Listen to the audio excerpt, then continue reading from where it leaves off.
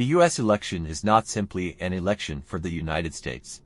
In the past, the United States built the global economic system because of its hegemony. Now, because of its own decline, it wants to save its hegemony. On the one hand, it has forced the disintegration of this system. On the other hand, it can still have a profound impact on this system. It is not just the U.S. election that affects the country's election. It is placed under the global economic market. In fact, every economy must pay attention to the dynamics and results of the U.S. election. Only a few economies can solve the problem of this declining but not dead hegemony. The status of the various influences it produces is such that a general country can only make its own adjustments based on the circumstances of the U.S. election. These adjustments include geographical and avoidance factors, including internal politics and economics. Such effects will occur in almost every U.S. election. The world has reached an inflection point, and its impact will be different from that of any previous U.S. election. Therefore, it is necessary for us to talk about the U.S.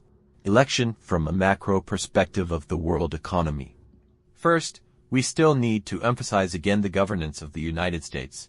The global structure is a pyramid shape, as described by many theories, from core to semi-periphery to periphery. After the end of the Cold War, the country itself established an absolute core.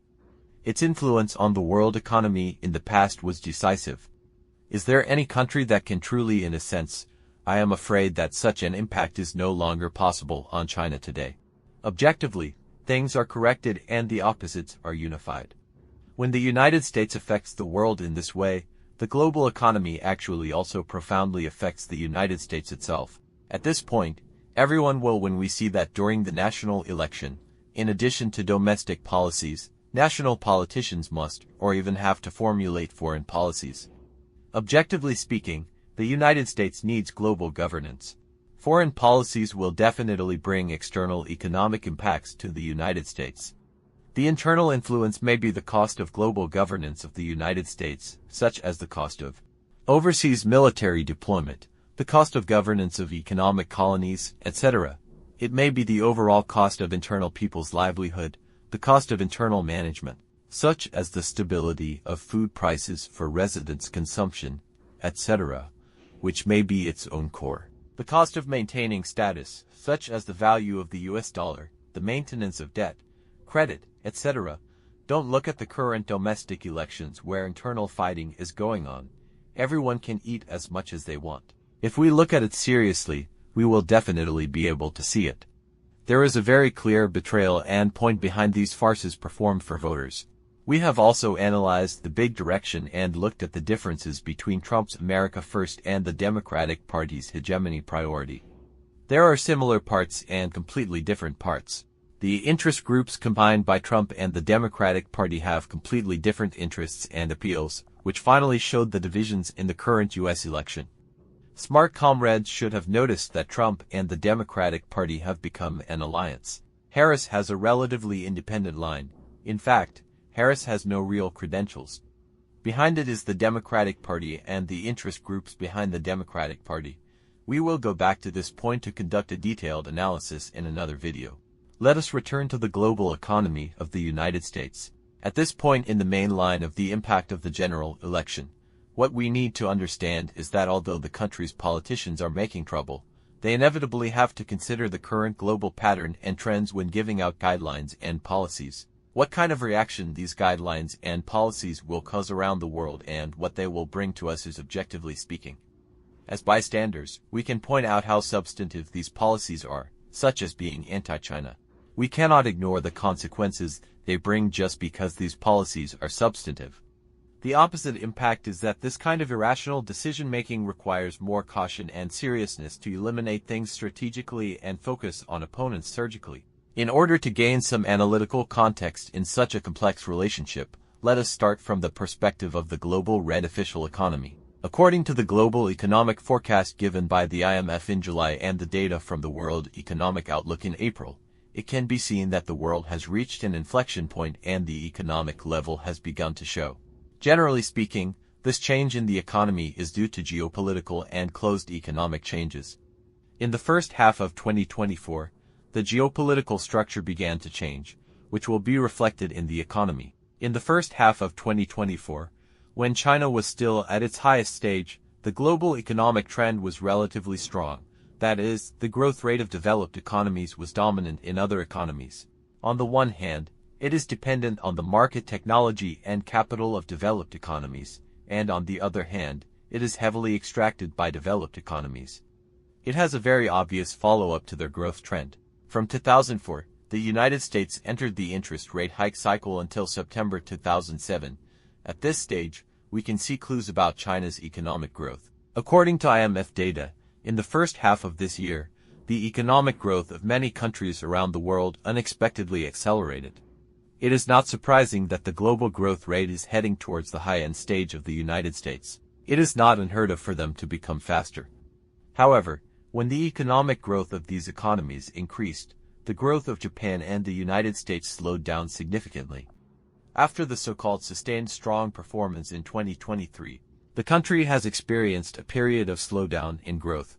The IMF's statement is that it responds to the consumption slowdown and the negative impact of the trade war. The unsaid part behind this judgment is worth explaining. What is the reason for the consumption slowdown?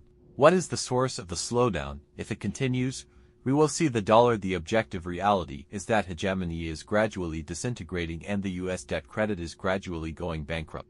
In order not to incite the collective financial capital to become fascist, we have reformed the U.S. dollar and U.S. debt system at the Royal Bank of China. This so-called trade war was the first to be adjusted by the United States. Why is this negative impact so clearly reflected now? Did the United States win the trade war? This is the United States. The Japanese economy directly experienced negative growth according to the report because of temporary mutual aid disturbances such as the first quarter of this year. The suspension of production has had a great impact on the economy.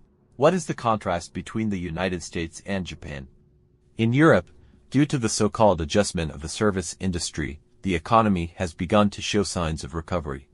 The recovery of China's domestic consumption has stimulated a positive economic upward trend. Strong exports in Asia, especially the export of the technology industry. The big stimulus has continuously stimulated trade activities. Until now, African countries, especially France and Germany, have been linked to China in many matters under the background of Trump in Russia. It is not difficult to understand why Europe has recovered after the adjustment of the service industry. After the epidemic in Asia, after events such as TSMC being forced to open in the United States by Bangkok crossing, can it provide enough technology industry exports to stimulate the economy? Where does this technology industry export come from? China is afraid that only India will have a certain degree of participation. At the same time, China is in Asia based on the Belt and Road Initiative. The ongoing industrial integration means that in the IMF report, Asia's strong technology industry exports, including China, are regarded as an economic integration. To a certain extent, these economies have begun to use the global rules of the United States. The actual action has reached a new pattern. To put it simply, some economies have begun to vote with their feet, but it has not yet been completely completed. The team's dominance on the official website and waiting for historical opportunities will definitely be reflected in the subsequent U.S. elections. Trump's America First is the hegemony of the Democratic Party. It is impossible for any country to accept the replacement of the system it once dominated in the short term with the New World structure, from an economic perspective. Whether the Republican or Democratic parties need to boost the economy is one of the most important electoral cores. In terms of boosting the economy, the two parties have different opinions on what kind of economy they want to boost. Naturally, the Democratic Party can only choose to boost the economy based on finance. It is in a disadvantaged position because finance is a wealth transfer trick that benefits a few people. Trump, who really touches the vital interests of voters, has chosen a more comprehensive way of boosting industry resurgence. Now, with the blessing of new investors who have returned to the stock market, it has become an industry plus technology direction, which will certainly touch the interests of a wider range of voters. Considering the various things Trump has done before and the degree of corruption in the American political arena, it is not surprising that Trump has now gained a clear advantage. The challenges faced by the two parties in the new global changes are not only the economy. The scale of global public debt has been extremely exaggerated. By the end of 2024, it will exceed 100 trillion United States dollars, accounting for 93% of global GDP, and the risk of public debt is very high. According to the IMF, under serious adverse circumstances, the scale of this debt may soar to 115% of global GDP in the next 3 years. And there will be a large number of debts that have not been identified due to multiple factors. According to the IMF's urine analysis, there are some tricks here. The first point is that according to the data, in fact, 2/3 of the countries have whether their public debt management is it can be identified that some public debts have been stabilized or reduced. Among the public debts of 100 trillion US dollars, the debt of one country accounts for more than 35 trillion US dollars. This is the so-called debt deterioration.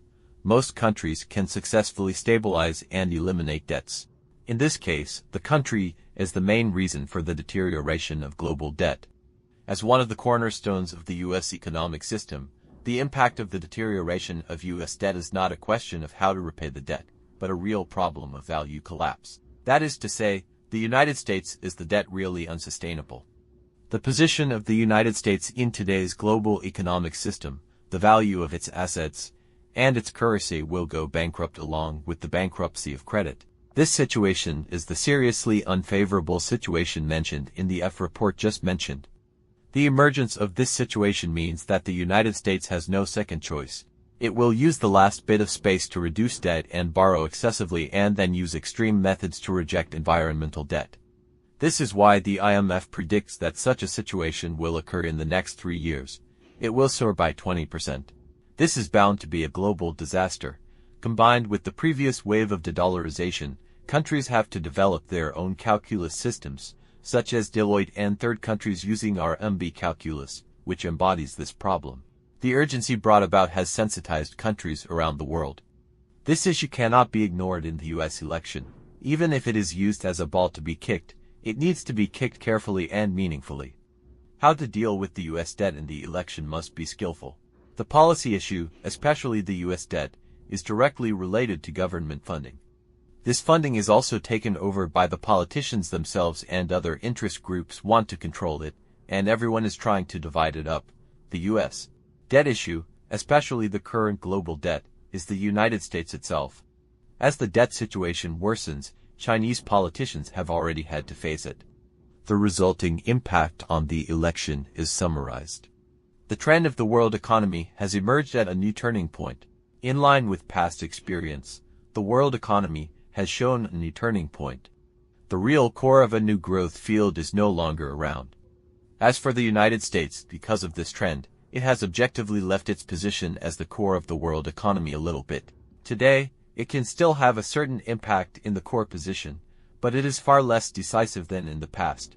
Debt is getting worse due to the deterioration of U.S. debt, and due to the characteristics of U.S. financial capitalist hegemony, there is a possibility that it will intensify into financial fascism. The global public debt will reach 1.15% of global GDP in the next 3 years. The two influencing factors of the global economy will directly affect the present. We still need to continue to observe how the impact of the U.S. election will be reflected in the future. The video of the day is here. We are the editors of the preview. We hope everyone will give us a like, follow, favorite and leave a message. See you in the next issue. This is bound to be a global disaster. Combined with the previous wave of de-dollarization, countries have to develop their own calculus systems, such as Deloitte and third countries using RMB calculus, which embodies this problem. The urgency brought about has sensitized countries around the world. This issue cannot be ignored in the U.S. election. Even if it is used as a ball to be kicked, it needs to be kicked carefully and meaningfully. How to deal with the U.S. debt in the election must be skillful. The policy issue, especially the U.S. debt, is directly related to government funding. This funding is also taken over by the politicians themselves, and other interest groups want to control it, and everyone is trying to divide it up. The U.S. debt issue, especially the current global debt, is the United States itself. As the debt situation worsens, Chinese politicians have already had to face it.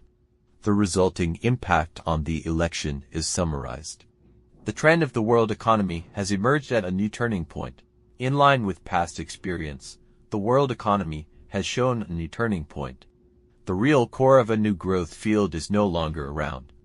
As for the United States, because of this trend, it has objectively left its position as the core of the world economy a little bit. Today, it can still have a certain impact in the core position, but it is far less decisive than in the past. Debt is getting worse due to the deterioration of U.S. debt, and due to the characteristics of U.S. financial capitalist hegemony, there is a possibility that it will intensify into financial fascism.